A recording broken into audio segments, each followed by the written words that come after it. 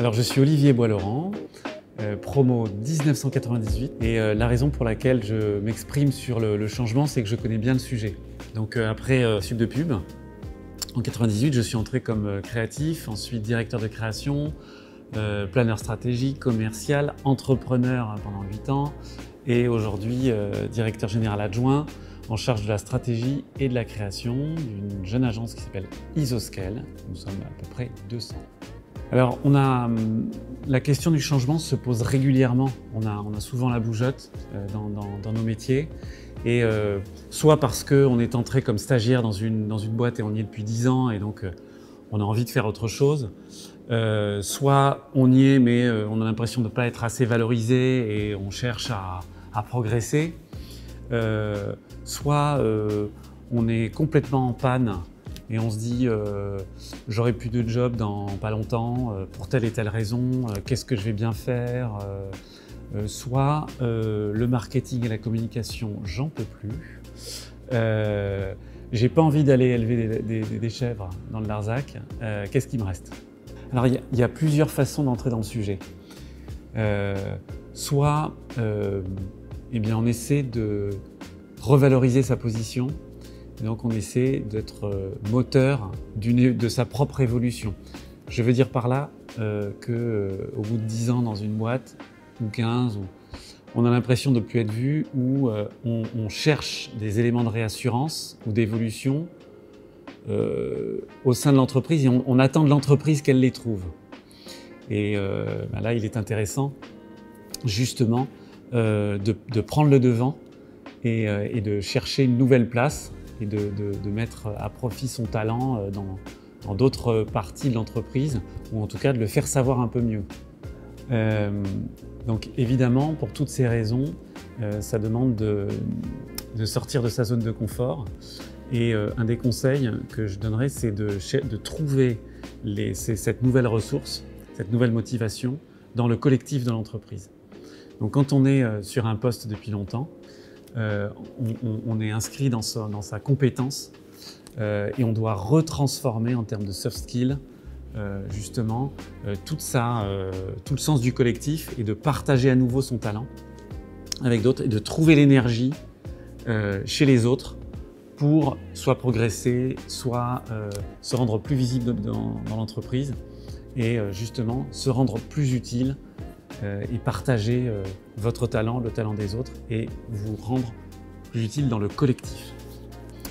Alors pour évoluer dans l'entreprise, c'est assez intéressant de se dire aussi qu'il faut d'abord évoluer soi-même et donc aller sur d'autres territoires de l'entreprise, essayer de déplacer sa compétence en y mettant plus de soft skills, plus de comportements, en faisant des efforts pour prendre d'autres thèmes, d'autres sujets dans l'entreprise et donc faire évoluer l'entreprise et évoluer avec. Donc pour évoluer au sein d'une entreprise ou à l'extérieur d'une entreprise, il faut vraiment s'appuyer sur tout ce qui se passe sur le marché.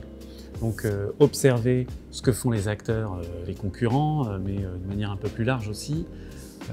Et puis donc observer, écouter les speeches des dirigeants, des nouveaux dirigeants, des startups, de ceux qui font le métier, de ceux qui innovent, et puis également d'aller les rencontrer, alors, soit lors d'un webinar poser des questions, ou alors dans des événements physiques. C'est souvent le cas, c'est possible de les approcher en s'étant intéressé à leur contenu. Évidemment, ça a l'air simple, mais c'est pas facile pour plein de raisons. Soit votre métier est déjà hyper chronophage, soit vous avez un petit peu peur d'aller au-devant. Une des clés, c'est aussi de se dire et si je proposais mes talents dans une boîte qui est peut-être dans un niveau juste en dessous, mais où chez eux j'aurais encore plus d'utilité et je pourrais faire évoluer la boîte et évoluer moi-même avec. Ce que l'on ne sait peut-être pas, c'est qu'il est utile de déplacer sa passion, son talent sur un autre secteur ou une autre entreprise. Par exemple, quand on est en agence de création, peut-être que, ou très forte en création, la création est peut-être un atout sur une boîte qui l'est moins. Et donc, voilà, ils ont besoin de votre talent à ce moment-là. Et inversement, des boîtes qui ne font que de la création, eh bien, le talent de stratégie en communication corporate peut leur servir. En tout état de cause, on oublie ou on n'imagine pas que le transfert de compétences est très recherché. C'est-à-dire qu'il y a beaucoup de recruteurs, de managers qui vont chercher les compétences qui ne leur ressemblent pas et ils vont recruter pour cette raison et pas spécialement faire du copier-coller. Alors, autant au début, la notoriété ou la réputation d'une entreprise est majeure pour accélérer, autant au bout de 10 ans, c'est plus vraiment ça qu'on va chercher chez vous. On va chercher ce que vous avez fait, ce que vous avez vraiment réalisé et ce que vous allez pouvoir apporter à l'entreprise. Donc, on est plus sur l'individu, ses réalisations, que la notoriété de l'entreprise. Donc, c'est un atout pour justement aller dans une boîte, peut-être, soit vous êtes dans une boîte qui est super connue et vous allez vous viser un petit peu moins haut ou plus petit ou dans un autre secteur. Mais en tout cas, sachez que tout ce que vous avez réalisé, dont vous êtes fier, va vraiment vous servir dans des entretiens ou en tout cas dans des discussions avec d'autres boîtes dans lesquelles vous voudriez entrer. Alors il y a une clé que moi j'ai utilisée dans mon propre parcours, c'est de ne pas être dépendant de sa progression salariale. Je m'explique. Au bout de 10 ans, on a son salaire qui a augmenté et donc le premier réflexe serait de se dire « je veux changer, mais je veux plus ». Et donc là, on arrive à une forme de blocage qui nous rend moins libres. Il se trouve que moi, j'ai pu rebondir systématiquement parce que j'étais moins attaché, on l'est toujours un peu, mais j'étais moins attaché à l'approche salariale. Non pas que je ne le défendais pas, mais j'étais prêt à tout lâcher pour retrouver autre chose. Et donc, ça vous donne des ailes, de la liberté et vous allez plus facilement vers ce que vous ne connaissez pas, vers l'étranger, en termes de métier évidemment. Et c'est hyper dur, hein. Donc ce que je vous dis, je le dis avec beaucoup de facilité, mais ça passe par des étapes de doute, de réflexion qui sont toujours importantes, notamment quand justement on glisse de l'un à l'autre. Il y a toujours des périodes d'adaptation. Moi j'ai fait des choses très différentes et à chaque fois, la première année, ça a toujours été difficile avec les questions qui reviennent. Pourquoi j'ai fait ça? J'aurais pas dû. Est-ce que ça va marcher? Et bon bah jusque là, ça m'a plutôt servi et je suis hyper content de tout ce que m'ont apporté les différentes expériences et qui rendent mon parcours aujourd'hui plus valorisant, plus riche. Mais je serais prêt encore à recommencer from scratch la même chose, c'est-à-dire de tenter encore un grand écart sur une autre mission, un autre projet. Mais c'est vrai qu'il faut, dans tous les cas, conserver sa passion pour ce que l'on fait. Et donc le plus difficile, c'est de déplacer sa passion. Voilà, c'est de trouver, de l'enrichir, de la modifier un petit peu, de la peaufiner et de la déplacer d'un métier à un autre ou d'une boîte à une autre.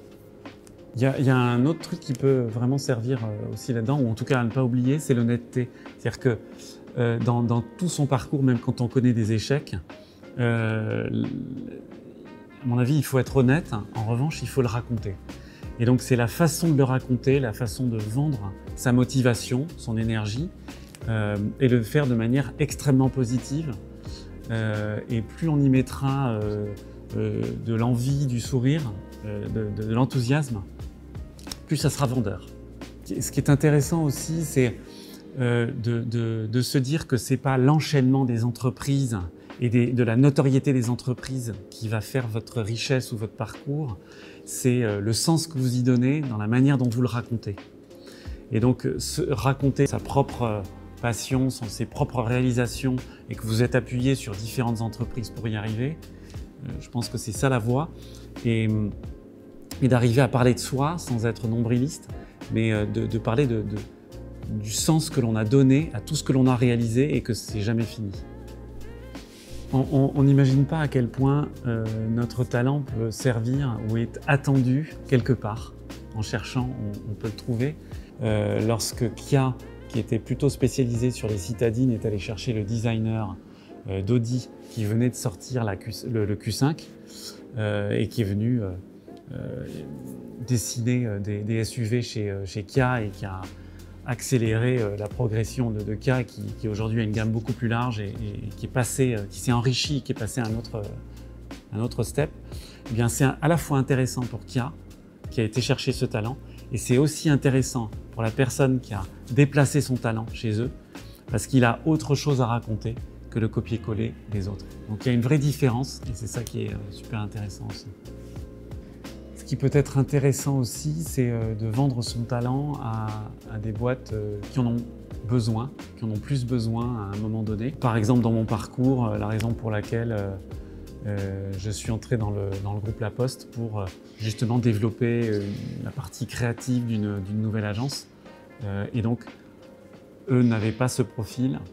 Et en faisant ça, en faisant ce mouvement, on devient utile pour d'autres qui n'ont pas cette branche-là ou ce talent-là ou cette tonalité. Et donc ça peut arriver sur le marché du marketing et de la communication à plein d'endroits, dans plein d'entreprises. Il suffit juste de se poser et de se dire mon talent peut servir à quelque chose d'autre ou à quelqu'un d'autre et je regarde là où ça pêche un petit peu et où je pourrais apporter quelque chose. C'est super intéressant parce que c'est souvent des parcours que l'on remarque au bout de quelques années, plus que quelqu'un qui était entouré de gens très bons et qui a juste suivi la tendance ou qui a surfé sur la notoriété d'une entreprise. Alors, 4 clés du changement, à mon avis.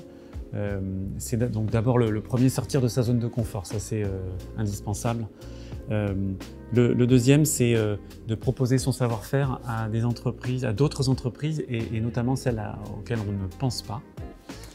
Le troisième, c'est savoir raconter, prendre du temps pour élaborer le storytelling de sa propre histoire, sa propre progression en termes de réalisation et pas de progression dans l'entreprise. Et pas par statut, par poste, mais parce qu'on a réalisé. Et puis le quatrième qui me paraît le plus important, c'est déconnecter sa progression de son évolution salariale. Voilà. Pour être libre de changer, il ne faut pas être accroché avec un boulet au pied en se disant « je veux gagner au moins ce que je gagnais » ou « je veux gagner plus ». Ce n'est pas le bon filtre, ce n'est pas la bonne méthode pour commencer à changer. C'est une conséquence, mais ce n'est pas spécialement un moteur. Alors, en ce qui me concerne, ce qui m'a motivé et ce qui continue à me pousser, c'est évidemment le goût de la nouveauté parce que quand on est dans nos métiers, on a des cycles et donc on démarre, on fait des projets super et puis tout d'un coup ça redescend un peu et on en a envie de nouveau. Mais c'est surtout, je pense, le désir de se rendre utile partout où l'on va. Et donc, en changeant de société, on trouve une nouvelle utilité. C'est vrai que à chaque fois que j'ai changé de job et en tout cas de secteur d'entreprise, j'ai eu des moments de doute, oui, mais c'est plutôt de l'ordre du vertige. Comme on se raccroche à plus rien de ce que l'on connaît, qu'on connaît encore moins les gens qui nous entourent, il y a des grands moments de solitude, mais voilà, il y a toujours quelque chose de l'autre côté. En tout cas, il ne faut pas se décourager, il faut passer par des épreuves qui sont difficiles et juste après, il y a le soleil, il y a la solution. Et on retrouve un petit peu de confort. Voilà, il se trouve que moi, dès que j'ai un peu trop de confort, je vais en sortir. Donc c'est un éternel recommencement. Mais c'est ça, c'est qu'il faut d'abord, c'est évident, il faudra passer quand on veut changer des étapes de grands doutes et de grandes solitudes. Mais il y a toujours un truc très fort après, et encore plus fort que quand on reste dans la même boîte pendant longtemps, qu'on se satisfait de ce que l'on fait au quotidien.